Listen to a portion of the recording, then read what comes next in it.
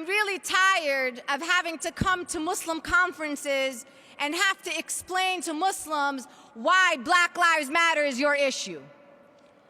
I'm tired of having to come here and explain that 1/3 of the American Muslim community is African American. I'm tired of having to explain to you why the killing of unarmed black people, men and women, is wrong, and there's no way to justify it. So what I want to say to you, sisters and brothers, here today is that we didn't need a hashtag that started 2 years ago to tell us as Muslims that Black Lives Matter, because Black life always mattered in Islam. I hope we could leave this conversation once and for all not explaining or having a conversation about why Black Lives Matter. The conversation should be, what are you doing for Black lives right now, both inside the Muslim community and outside the Muslim community? We live in a country that was founded on genocide of Native Americans and indigenous people. We live in a country that was founded on slavery of black people, some of whom were Muslim. People say to me, Sister Linda, you know, we're Muslim. We follow a religion of love and compassion. I know that. I know what my religion is. I also know that my religion is a religion of love and compassion, but it's also a religion of justice. I got a lot of Muslims telling me Islam is a religion of peace. Sisters and brothers, there can be no peace without justice. So if you want to bring peace to the lands that we live in, let's join hands together and fight for justice for all people, which is what our religion calls us to do. So you asking me why I'm angry. I'm angry because I love my community. I love my religion. I love my sisters and brothers. And this administration won an election on the vilification of our communities, of our Muslim organizations, of our masajid, of our faith, of our beautiful religion. How can you sit with people who have gained access to power on your backs and the backs of your children, on the backs of black people, on the backs of Mexicans and undocumented people, on the backs of people with disabilities? Why would you as a Muslim think that you can sit with someone who has dehumanized you?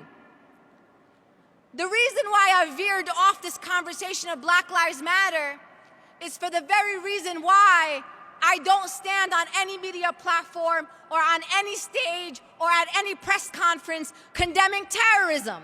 Let me tell you why. I don't condemn terrorism as a Muslim. I condemn terrorism as a human being. And when somebody asks me as a Muslim to condemn terrorism, that very question that is asked of us is inherently bigoted, because someone actually believes that we lack the humanity to stand up against any and all violence, regardless of who that violence is being committed against. Sisters and brothers, as Muslims and in front of our children, I am tired of standing on stages telling Christians, oh, we believe in the same God that you believe in. We are Americans just like you. We love our children just like you. We have families just like you. I'm tired every single day of our community having to prove their humanity. We are human beings, sisters and brothers, and if someone doesn't want to accept us as human beings, you don't have to fight for that right. You walk on and find some new friends.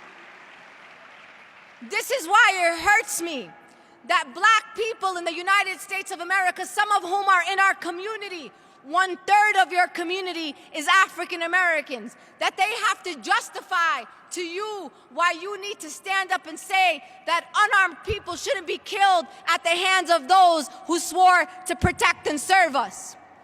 It doesn't require people to have to tell you as a Muslim, right from wrong because our religion is very clear on what is right and what is wrong.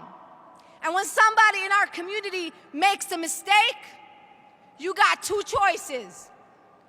And you ask yourself, what would our beloved Prophet Muhammad sallallahu alaihi wasallam would do? He would always choose to be on the side of the oppressed, of the downtrodden, of the poor. He will never choose the oppressor over the oppressed.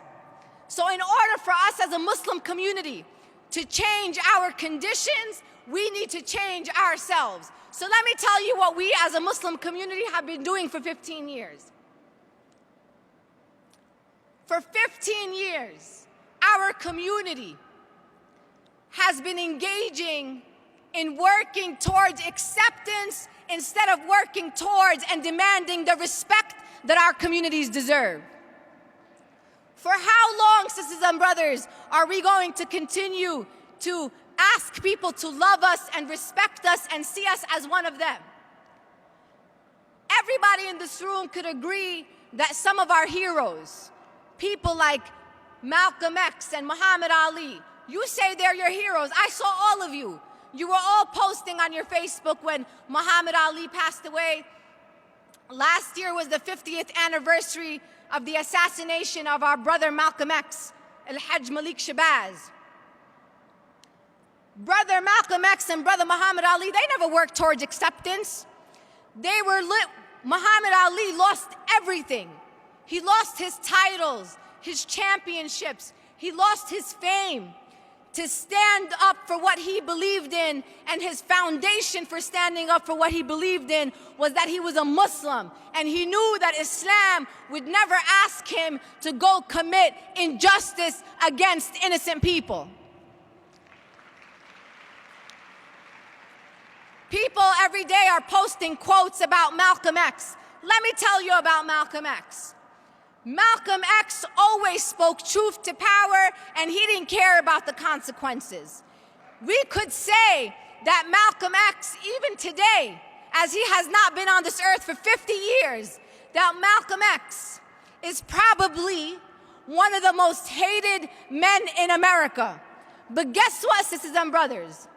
He was also, and still is, one of those most respected men in U.S. history. So my question to you is, do you want to be accepted or do you want to be respected? I don't know about you, but I want to be respected. So in this room, you could say, Sister Linda, I don't agree with anything that you're saying. I don't care if you agree.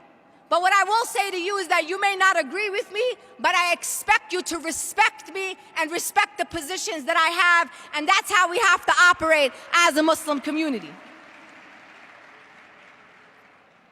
We have also been operating under this assumption that there's something called Muslim issues. Sisters and brothers, you live in the United States of America. There is no such thing as a Muslim issue. Healthcare and healthcare reform, reproductive rights, immigration and immigrant rights, economic justice, climate justice, racial justice. These, my dear sisters and brothers, are your issues. They are American issues, and they impact all of our communities. Syria, Kashmir, Burma, Palestine, Iraq, those are all your issues. They are all of our issues. Just because you're Syrian doesn't mean you just care about Syria. Just because you're Palestinian, it doesn't mean you care about Palestine. If you are a true Muslim, you care about all of our Muslim sisters and brothers. You care about all oppressed people all over the world. Sisters and brothers, I am tired of oppression Olympics. This community needs you more. This community is more oppressed. No, sisters and brothers, that is not how we uplift all oppressed communities. We uplift them together. We join hands together.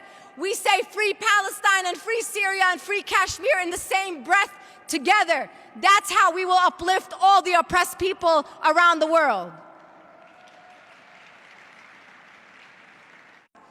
My question to the Muslims is, what are you willing to do? What are you willing to do to defend and continue to defend the rights of black people in America, both in our community and outside our community? What are you willing to do to protect undocumented sisters and brothers? Are we ready to open our masajid as sanctuaries and places of safety for these people? Are you ready to stand up for women in this country and our reproductive rights? What are we as Muslims ready to do? We can't always worry about and ask what others are willing to do for us. We got to start standing up in these United States of America and start letting everybody know what we are willing and ready to do for others. Because when you stand for others, you don't have to wait for those people or call on them to come stand with us. They will naturally reciprocate the solidarity that you have showed to those communities. Sisters and brothers, our nation needs you now more than ever to be its moral compass. We have everything. We have a religion and a faith that is rooted in compassion, love, and justice. And that is what we need right now to lead these United States of America. And I don't want you to be caught off guard by my anger. I am angry, sisters and brothers. And let me tell you about anger. Anger against injustice comes from love. If I didn't love people, if I didn't love my community, if I didn't love humanity, I wouldn't be angry at injustice. I would allow injustice to happen around me. So don't let people silence you and tell you you're too emotional, you're too angry. I want you to respond to people when they say you're too angry or why are you angry? I want you to say this: why are you not angry? There's enough injustice around us that we should always be outraged at the things that are allowed to happen on our watch, in Aleppo, in Palestine, in Flint, Michigan, in Detroit, in Brooklyn, and yes, in Standing Rock. So let me tell you about my plans. I am very honored as a daughter of your community to be one of 4 national co-chairs for the Women's March on Washington. And I am honored to represent my community with over 500,000 people. And our message is going to be very clear. We are one. We are united. Hands off our Muslim sisters and brothers. Hands off our undocumented sisters and brothers. Hands off women. Hands off people with disabilities. Hands off seniors. We, sisters and brothers, have the opportunity for generations to come to say that Muslims led the fight against fascism and xenophobia and Islamophobia and homophobia. Let us be those heroes in those history books for generations of people to learn about us and our convictions and our values. Sisters and brothers, one thing I learned from Standing Rock is that your responsibility is not just to now and to this generation. They believe that we have a responsibility for 7 generations to come. So I want you to think about every action that you take, every decision that we make as a community will impact 7 generations of Muslims to come. And what I want to see 7 generations from now is people in our communities who are more unapologetically Muslim 7 generations from now than we are proud to be Muslim today. And that is your responsibility, that is your story to write, and it is your decision.